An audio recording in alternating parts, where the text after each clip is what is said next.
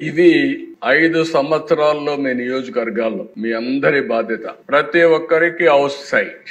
పట్టణ ప్రాంతాల్లో 2 సెంట్లు, గ్రామీణ ప్రాంతాల్లో 3 సెంట్లు. ఎవరికైతే ఇంటి జాగా లేని ప్రతి ఒక్క వ్యక్తికి ఇంటి జాగా ప్రొవైడ్ చేసే బాధ్యత ఈ ప్రభుత్వాన్ని. అది ఇస్తాం.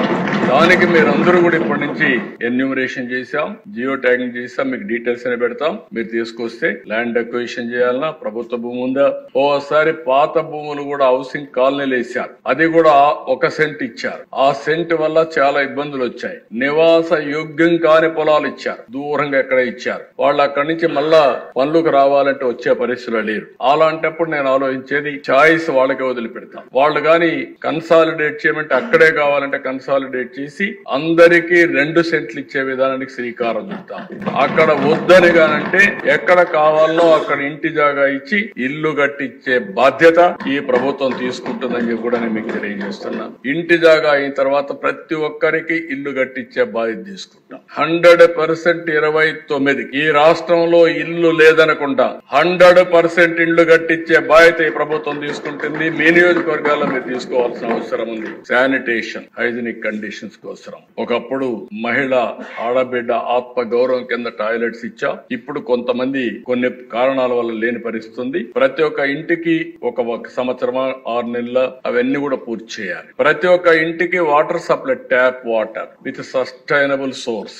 ఏదో బోర్ కింద ట్యాప్ కు నీళ్లు ఇస్తే అది బోర్ ఎండిపోతే నీళ్లు రావు. అట్లా కాకుండా సస్టైనబుల్ సోర్సెస్ నుంచి వాటర్ ఇస్తాం. ఎల్పిజి గ్యాస్ కనెక్షన్, ఒకప్పుడు దీపం పెట్టాం, గ్యాస్ కనెక్షన్ ఇచ్చాం. దేశంలో మొట్టమొదటిసారిగా దీపం పెట్టి గ్యాస్ కనెక్షన్ ఇచ్చిన రాష్ట్రం సమైక్య ఆంధ్రప్రదేశ్. ఆ రోజు ఎన్డీఏ ప్రభుత్వం ఇచ్చాం.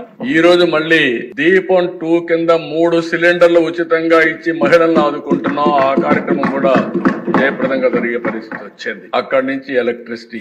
ఇక్కడ మీరు గ్యాస్ కూడా చూస్తే కొన్ని ప్రాంతాల్లో పైప్డ్ గ్యాస్ వస్తా ఉంది. అది వచ్చినప్పుడు దాన్ని కూడా కనెక్ట్ చేస్తాం. అవసరమైతే ఇక్కడ ఇచ్చే సబ్సిడీ వాళ్ళకే ఇస్తాం. అప్పుడు ఇంకా గ్యాస్ కూడా తెచ్చుకునే పరిస్థితి లేదు, కనెక్ట్ చేసే పరిస్థితి లేదు. 24 గంటల గ్యాస్ ఉండే పరిస్థితి వస్తుంది. Electricity and solar roof. ప్రతి ఒక్క ఇంటికి కరెంట్ ఉండాలి. పెట్టుకోగలిగిన వాళ్ళందరూ డెమోక్రటైజేషన్ ఆఫ్ పవర్ జనరేషన్ లో మీరు రూఫ్ టాప్ పెట్టుకుంటారు. ఆ రూఫ్ టాప్ పెట్టుకొని మీరే కరెంట్ ఉత్పత్తి చేసుకుంటారు, మీరే వాడుకుంటారు.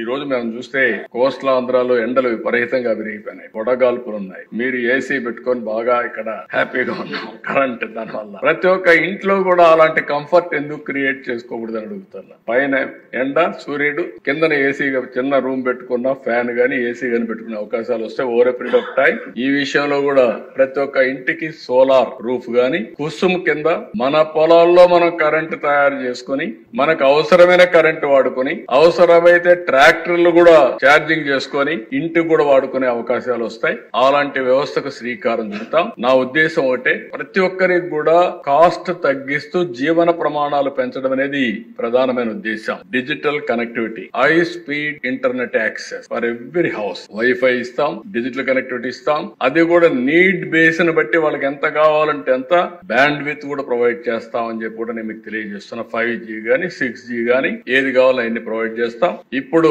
నిన్న మొన్న మీరు చూసి సెటిలైట్స్ కూడా ప్రైవేట్ సెక్టర్ లో వచ్చేస్తున్నాయి. ఇలాంటి అనేక మార్పులు వచ్చినప్పుడు దాన్ని అందిపుచ్చుకుంటాం. అల్టిమేట్ గా మనందరం హెల్తీ, వెల్తీ, హ్యాపీ ఫ్యామిలీ. నేను మళ్ళీ చెప్తున్నా, ఈ ప్రభుత్వం చాలా స్పష్టంగా ఉన్నాం. ఒక ఆరోగ్యకరమైనటువంటి డబ్బులు కూడా సంపాదించుకుని ఆనందంగా ఫ్యామిలీ జీవితం గడపాలంటే అలాంటి క్వాలిటీ ఆఫ్ లైఫ్ ఇక్కడ రావాల్సిన అవసరం ఉంది. దానికి దోహదం చేస్తాం.